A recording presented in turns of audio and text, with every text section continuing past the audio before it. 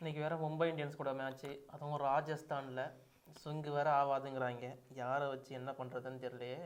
சேட்டா என்ன புலம்பிட்டு இருக்கீங்க? கவலைப்படாதீங்க, நான் இருக்கிறேன். உனக்கு இன்ஜுரிப்பா. இன்ஜுரியா? ரெஸ்ட் எடுங்கப்பா. சேட்டா ரெஸ்ட் எடுத்தெல்லாம் போதும். மும்பை கூட மேட்ச்னு சொல்லிட்டீங்க. ஆமாம், இன்றைக்கி எனக்கு ஒரே ஒரு வாய்ப்பு கொடுங்க.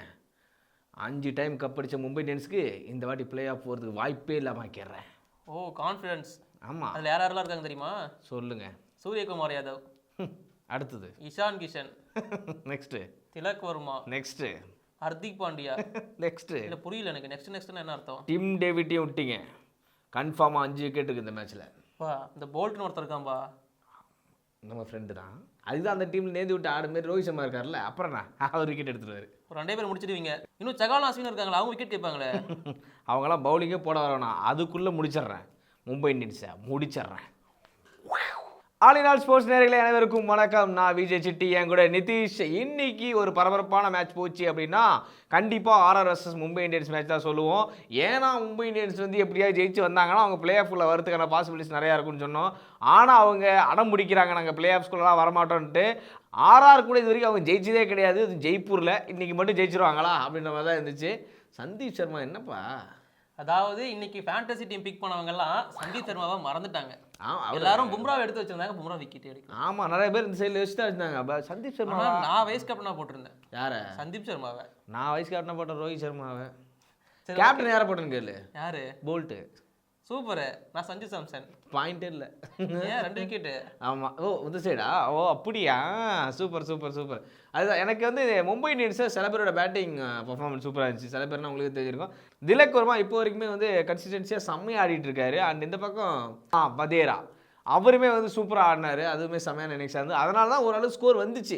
இல்லைன்னா அவ்வளோதான் 150 தான். அந்த 179 அப்படிங்கிறது அடிக்கிறதுக்கு முக்கியமான ரீசன் வதேரா அண்ட் கூடவே திலக் வர்மாவோட பார்ட்னர்ஷிப் தான். சூப்பராக கொண்டு போய். அது மட்டும் இல்லாமல் ஒரு 200 கிட்ட போயிடுன்னு நினைச்சேன். ஹர்திக் பாண்டியா செம்மையான இன்னிங்ஸ் ஆனார். 10 பாலுக்கு 10 அடிச்சார். அதனால வந்து ஸ்கோர் ஒரு அரப்பா பண்ணார். பார்த்தீங்களா? பார்த்தேன்.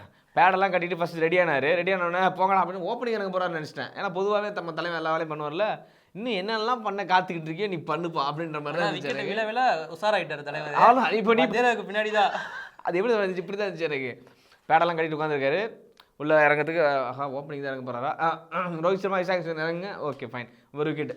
அடுத்தாள் நெக்ஸ்ட். ஐயோ நல்லா பவுலிங் போடுறாங்களே, நெக்ஸ்ட்டு அடுத்து பொல்லாடே இறங்க சொல்கிறாரு. ஏய் நான் கோச்சரா, சரி டென்ஷன் ஆகாதீங்க அப்படின்ற மாதிரி அடுத்து அவர் போயிட்டாரு. ஆனால் ஹர்திக் பாண்டியா கான்சன்ட்ரேட் பண்ண வேண்டியது இருக்குது கண்டிப்பாக. பவுலிங் அண்ட் பேட்டிங் ரெண்டுத்துலையுமே கான்சன்ட்ரேட் பண்ணி. அம்பானியே இப்போ கான்சன்ட்ரேட் பண்ணிட்டு இருக்க. ஒன்று எதுக்குடா கேப்டனாக எடுத்தது உள்ளே விட்டு அப்படின்னு சொல்லிட்டு இப்போ எக்ஸ்ட்ரா தரேன், பேசா வேற டீம் போயிடுறேன் அப்படின்னு சொல்லி கேட்டுட்டு இருக்காங்களா. ரோஹித் சர்மா அங்கே ஒரே சிரிப்பு. இந்த நீங்கள் எப்படி நான் பார்க்குறீங்க? ரோஹித் சர்மா நான் உட்காந்து டீம் பண்ணி ஜாலியாக வந்து பார்த்துருக்கேன். அது இல்லைண்ணே, trend bolt, Rohit Sharma first over wicket. இது வழக்கமாக நடந்துக்கிட்டு தானப்பா இருக்குது. இந்த ரிசல்ட் உங்கள் எல்லாருக்குமே தெரியும். லாஸ்ட் மேட்ச்லேயும் அவர் தான் எடுத்தார், இந்த மேட்ச்லேயும் அவர் தான் எடுத்தார். ஆல்மோஸ்ட் அவர் மும்பையில் ஆடி இருக்கார் இல்லையா, அதனால தெரியும். இப்போ தான் தெரிஞ்சுங்க, ஒரு டீமோட க்ளோஸாக இருக்கக்கூடாது. இருந்தால் இந்த பஞ்சாயத்துக்கு தொடரும். அண்ட் ஐபிஎல் முடிஞ்சதுக்கப்புறம் வேர்ல்டு கப்லேயும் இந்த பிரச்சனை வரும். ஏன்னா இங்கே எல்லாமே டீமுக்குள்ளே ஆடுனால யாருக்கு எப்படி பவுலிங் பண்ணு தெரியும். மேபி கண்டிப்பாக வேர்ல்டு கப்லேயும் அந்த பிரச்சனை தொடரும். இதே மாதிரி சகாலோட பவுலிங்கை பற்றி என்ன நினைக்கிறீங்க? சகாலோட 200 விக்கெட் அப்படிங்கிற அந்த மைல் ஸ்டோன் எட்டிருக்காரு. ஐபிஎல் வரலாற்றுலேயே அவர் தான் ஃபர்ஸ்ட். எடுத்து என்ன புண்ணியம், இது வரைக்கும் வேர்ல்டு கப் ஆடுனதே இல்லையே. அந்த ஸ்டாட் தெரியுமா உங்களுக்கு? அதைத்தான் வருத்தமாக இருக்குது. சொல்லி இந்தியாவுக்காக T20 இன்டர்நேஷனலில் அதிக விக்கெட் சொல்லுங்க யாருன்னு? சகால். ஐபிஎல் ஹிஸ்டரியிலேயே ஃபர்ஸ்ட் 200 விக்கெட் ரீச் பண்ணது ஹையஸ்ட் விக்கெட் டேக்கர் சகால். ஆனால் இது வரைக்கும் அவர் ஆடினது ODI world cup and T20 world cup debut அப்படிங்கிறது நடந்ததே கிடையாது. அதாவது ஒரு போட்டி கூட வேர்ல்டு கப்பில் அந்த மனுஷன் ஆடவே இல்லை. ஸ்குவாடில் 8 போல. ஆமாம், இது வரைக்கும் செலெக்ஷன் கமிட்டி வந்து அவரை வந்து சாகலை வைக்கவே இல்லை. இப்போ மேபி 2024 T20 வேர்ல்டு கப்லையாவது சாகல் பேரை வைப்பாங்களாம் பார்க்குறேன். உள்ள வெளில கிடையாது. ஓகேவா? ஆனால் உள்ள வைக்க மாட்டாங்க போல. எங்கள் குல்தீப் யாதவ் ஜடேஜா நல்லா போட்டுட்டு இருக்காங்களே. சரி ஓகே, இன்னொரு ஸ்டாட்டுமே நான் சொல்லிக்கிறேன். இருங்க, மும்பை பத்தி ஒரு சூப்பரான ஸ்டாட் இருக்கு. மும்பை வரைக்கும் 8 போட்டி ஆடி இருக்காங்கண்ணே. 8 போட்டியில ராஜஸ்தானுக்கு எதிராக மட்டும் 3 விக்கெட் 4 விக்கெட்ங்கிற மாதிரி பவர் பிளேல விட்டுருக்காங்க. 50 கூட தொட்டது கிடையாது. ஆனா மத்த 6 டீமுக்கு எதிராகவும் 50, 70, 60 எல்லாம் அடிச்சிருக்காங்க. அதுதான் அப்போனா ஆர்ஆர் வரும்போது மட்டும் கொஞ்சம் அப்படி ஸ்ட்ரகிள் ஆகிறாங்க மும்பை இந்தியன்ஸு. என்னதான் வந்து மும்பை இந்தியன்ஸ் கடப்பார் அப்படின்னு சொன்னாலும் அங்கே யாரு அல்லா போல் கொஞ்சம் சத்தமாவே போல், அவ்வளோதான் போல் அப்படின்னு போட்டாங்க அவங்க வேற. அது இல்லாமல் 2012 இப்போ வரைக்குமே வந்து ஜெய்ப்பூரில் அவங்க ஜெயிச்சதே கிடையாது.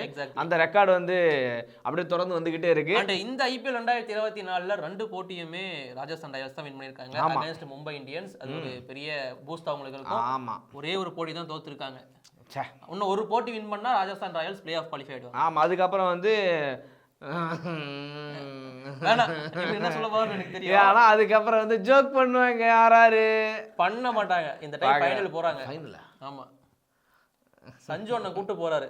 சஞ்சு அண்ணன் கூட்டு போவார், டிக்கெட் வாங்கி கொடுத்துறாரு, ஃபைனல் உட்காந்து மேட்ச் பார்க்கலாம் சொல்லுவாரு. சரி மேட்சுக்குள்ள வாங்க சேட்டா பாய், சில்லுன்னு ஒரு டீ சேட்டா பாய், மேட்சுக்குள்ள வாங்க. மேட்சுக்குள்ளே வந்துட்டேன். ஓகே, ஸோ அதுக்கப்புறம் வந்து இந்த சைடு வந்து ஆர்ஆரோட பேட்டிங் பர்ஃபார்மன்ஸ் வேறு லெவலில் இருந்துச்சு. எஸ்பெஷலி நம்மளுடைய ஜெய்ஸ்வால் ஃபார்முக்கு வந்துட்டார், வேறு லெவலில் ஒரு செஞ்சுரி அடித்தார். எல்லாருமே ஆப்போனண்ட் எல்லாருக்கும் ஒரு காண்டாகுது, என்னடா ஜெயிச்சா எல்லாம் செஞ்சுரி அடிச்சு முடிக்கிறீங்க, ஒரு பக்கம் பட்லர் ஒரு பக்கம் ஜெய்ஸ்வால் அப்படின்னு. ஆனால் இதில் பெரிய ஒரு நல்ல விஷயம் என்னன்னா, யார் தெரியுமா, எங்கள் அண்ணன் அடிப்பார் செஞ்சுரி, சஞ்சு சாம்சனா. ரியான் பராக் அடிப்பாரா, அதுக்கப்புறம் அஸ்வின் அடிப்பார், தெரியும் பவுலிங்கில் கொடுப்பாரு, 100 கொடுப்பாரு. எங்கள் அண்ணன் தெரியும்ல, செகண்ட் ரவுண்டுக்கு பேட் எடுத்துகிட்டு வந்துடுவார். அவ்வளோதான் ஆசனா ப்ரொமோட்னா நீங்கள். ஸோ அதை தான் நான் சொல்லிட்டு இருந்தேன்.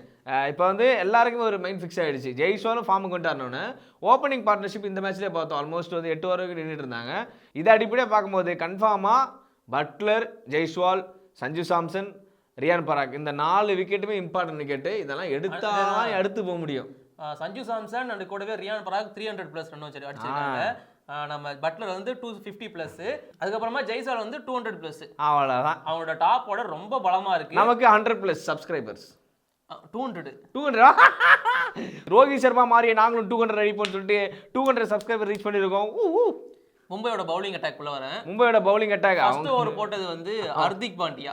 இத பத்தி உங்களோட ஒபினியன் என்ன? ஹர்திக் பாண்டியா அது என்னன்னா, ஹர்திக் பாண்டியாவோட தெளிவான சிந்தனைகள் நான் பாராட்டுறேன், ஒரு கேப்டனா பாராட்டுறேன், அது இல்லாமல் நான் கிரிக்கெட் பார்க்குற ஃபேனாக பாராட்டுறேன். முதல் ஓவர் போட்டால் எடுத்தோன்னா முதல் ஓவர் யாரும் அடிக்க மாட்டாங்க அந்த அளவுக்கு நினச்சி இப்போ மட்டும் போடுறாரு. SRH கூட ஓவர் போட முதல் ஓவர் வர மாட்டேன்றாரு. ஏன்னா டிராவிஸ் சீட்டு முதல் ஓவர் 36 அடிப்பாரு தெரியும் அவருக்கு, அங்கே மட்டும் விவரமா நின்றுறாரு. இவங்களே 10 அடிச்சாங்க. அதில் இன்னைக்கு நுவான் துஷாராலாம் உள்ள கொண்டு வந்திருந்தாங்க மும்பை இந்தியன்ஸ், பட் அது பெருசாக ஒர்க் ஆகல. எனக்கு புரியல எதுக்கு ஹர்திக் பாண்டியா ஃபர்ஸ்ட் ஓவர் வர்றாரு தெரியல. அவருக்கு தான் இருக்கணும். இல்லை ஒருவேளை டிராவிட் சொல்லிட்டார்ல, ஹர்திக் பாண்டியாவோட பந்து வீச்சை வச்சு தான் நான் வேர்ல்டு கப்புக்கு எடுப்பேன் அப்படின்னா. இப்படி போட்டாருன்னா வெளியே தான் போனோம். வெளியே ஹர்திக் பாண்டியா பேர் என்ன பேர் சொன்னீங்க? ஹர்திக் பாண்டியா கேட்கல அப்படின்ற மாதிரி தான் செலெக்ஷன் கமிட்டி உட்காந்துருப்பாங்க. அந்த அளவுக்கு அந்த இப்படி தான் போய்கிட்டு இருக்கு. ஆனால் மும்பை இந்தியன்ஸ்ல வந்து ஏன் அப்படி நான் சொல்றேன்னா, ஹர்திக் பாண்டியா ஃபர்ஸ்ட் போறது தப்பான்னு கேட்டீங்கன்னா என்ன பொறுத்த வரைக்கும் தப்பு தான். ஏன்னா ஜஸ்பிரீத் பும்ரா, ஜெரால்டு கோயிட்ஸே, நுவான் துஷாரான்னு ஒருத்தர் உள்ள எடுத்து வச்சிருக்கீங்க. இந்த மாதிரி 3 சூப்பரான பவுலர்ஸ் இருக்கிறப்போ அவங்களுக்கு கொடுத்துருக்கலாம். மேபி பட்லர் வந்து ஒரு இன்ஜுரியில் இருக்காரு, அவர் வந்து சப்ஸ்டிட் பிளேயர் தான் உள்ள வராரு, அதாவது இம்பாக்ட் சப்பா. அப்படி இருக்கிறப்போ மேபி பும்ராவோட அந்த ஃபர்ஸ்ட் ஓவர் அப்படிங்கிறது இப்போ சொன்ன சரியான பாயிண்ட். ஏன்னா பும்ராவுக்கும் பட்லருக்கும் பார்க்கும்போது அந்த பேட்டிலே செம்மையாக இருந்திருக்கு. ஆல்மோஸ்ட் ஒரு இன்ஸ்விங் வச்சு, ஏன்னா பட்லர் நீங்கள் அப்படி தான் எடுக்க முடியும், இன்ஸ்விங் போடணும் அவருக்கு. அந்த மாதிரி இன்ஸ்விங் போட்டால் ஆல்மோஸ்ட் எடுத்திருக்காரு, பார்த்துருக்கோம். ஆனால் இப்படி நீங்கள் பட்லர் செட்டில் ஆகிட்டீங்கன்னா டீமை செட்டில் பண்ணுவார் ஆப்பனண்ட்டை. இதில் மழை வேற குறுக்கிட்டு அது ஒரு சம்பவம் பண்ணுச்சு. ஏன்னா மும்பை இந்தியன்ஸுக்கு வர்ண பவன் கொஞ்சம் கருணை காட்டுவான்னு பார்த்தாங்க, ஆடுது ராஜஸ்தான் இல்லையா, அவ்வளோ சம்பவம் பண்ணிட்டாங்க. அவங்க ஒரு மலையாச்சு, அவங்க ஒரு மலையா. அதாவது இங்க அவங்க சாதகம் பண்ணணும், இவங்க சாதகம் பண்ணணும், நீங்க ஆடணும், ஆனாதான் ஜெயிக்க முடியும். மேன் ஆஃப் த மேட்ச் யாரை கொடுப்பேன்? ஏன்னா சந்தீப் சர்மா இங்கே 18 ரன் 5 விக்கெட்டு, அந்த பக்கம் ஜெய்ஸ்வால் 104. ஸோ யாருக்கு கொடுப்பீங்க? என்னை பொறுத்த வரைக்கும் ஆப்வியஸ்லி சந்தீப் சர்மாக்கு தான் கொடுத்தாகணும். நான் ஜெய்ஸ்வால் கொடுத்துக்கிறேன். ஜெய்ஸ்வால் கொடுக்கு ஒரு மேன் ஆஃப் த மேட்ச் தான் தம்பி. இல்லை நீங்கள் உங்கள் சைடில் கொடுக்குற man of the match Sandeep சர்மாவுக்கு, நான் வந்து ஜெய்ஸ்வால் கொடுத்துக்கிறேன். எனக்கு 2 பெர்ஃபார்மன்ஸையும் பிரித்து பார்க்க முடியல. ஏன்னா பேட்டிங்கில் அந்த ஒரு செஞ்சுரி அப்படிங்கிறது தேவைப்படுற நேரத்தில் அடிச்சு கொடுத்துருக்காரு. என்னோட வந்து சந்தீப் சர்மா தான் அதுக்கு அடித்தளம் போட்டிருக்காரு. நம்ம சந்தீப் சர்மா பற்றி பேசிட்டு இருந்தோம், 5 விக்கெட் எடுத்தாரு சொல்லிட்டு. 5 விக்கெட்ஸில் வந்து 3 பேர் டாப்பில் இருக்காங்க. ஒன்று சந்தீப் சர்மா 18 ரனுக்கு 5 விக்கெட், அப்புறம் பும்ரா வந்து 21 ரன் 5 விக்கெட், அதுக்கப்புறம் யஷ் தாக்கூர் லக்னோ சூப்பர் ஜெயின்ஸ் பார்த்துருப்போம். அதுக்கப்புறம் நட்ராஜன் இருக்காரு 4 விக்கெட். அன்னைக்கு சரியான ஓவருங்க, கமின்ஸே ஒரு மாதிரி நின்று நீ இருக்கிற வரைக்கும் போதும் எனக்கு அப்படின்னு. அதோட சந்தீப் சர்மா ஓவர் சூப்பராக இருந்துச்சு. ஏன் Sandeep Sharma T20 world cup போட்டு போகக்கூடாது? ஏன்னா நான் ஒரு ஸ்டார்ட் பார்த்துருக்கேன், அதாவது பும்ராவோட 100 மேட்ச் இன் IPL, சந்தீப் சர்மாவோட 100 மேட்ச் இன் IPL. சந்தீப் சர்மாவுக்கு பெஸ்ட் ரெக்கார்ட் இருக்கு. இருந்து என்ன புண்ணியம்? இன்னொன்று சொல்லவா, டீம்ல இடம் இல்லையா? பும்ராவோட 100 match record IPL and Harshal பட்டேலோட 97 மேட்ச் ரெக்கார்டு IPL. ஹர்ஷல் பட்டேலோட ரெக்கார்ட் பெட்டரா இருக்கு. அதுக்கு நீங்க ஹர்ஷல் பட்டேல் வேர்ல்டு கப் விட்டு போவீங்களாங்க? இல்ல நான் கேக்குறேன், ரெக்கார்ட்லாம் பெட்டரா வச்சிருக்காங்க. அதெல்லாம் சும்மா IPL விட்டு ஒன்றும் பண்ண முடியாதுங்க. வேர்ல்டு கப் அந்த மாதிரி ஒரு இன்டர்நேஷனல் டீம் கூட மோதும்போது அது ஸ்டஃபே வேற அங்க. அப்படி அந்த மாதிரி ஒரு லேகேஜ்ல போகும்போது பும்ரா இப்போ வரைக்கும் நம்பர் 1 பவுலர். இன்னைக்கு வந்து பும்ரா கொஞ்சம் அடி வாங்கி இருந்தாரு. ஜெய்ஸ்வால் தூக்கி வெளியே டீம் அடிஸ் இருக்கும். விராட் கோலி நேற்று மேட்ச் சொதப்பில்லையா, வேர்ல்டு நம்பர் 1 பிளேயர் இப்படி ஆடலையா, அதெல்லாம் ஒன்று ஒரு நாள் அப்படி ஆகும், அதெல்லாம் கண்டுக்கூடாது. நல்ல வேலை அந்த டீம் பேர் வாயில வரைக்கும் வந்துருச்சு, சொல்லலைண்ணா. சரி முடிச்சிடுவோம், அப்புறம் பேசிப்போம். ஈசாலா கப் நம்ம தேவா? அண்ணே முடிச்சுட்டு போவோண்ணே. அதான் முடிச்சிட்டாங்களே ஈசாலா கப் நம்ம தேவை, அப்புறம் என்ன? சரி ஓகே கைஸ் பாய். அது இருந்தாலும் நீங்கள் இப்படி முடிச்சிடக்கூடாதுங்க. மொத்தம் 14 மேட்ச்ரா, ஃபஸ்ட்டு 7 மேட்ச்சில் வெளில போயிட்டாங்கடா ஆர்சிபி. சி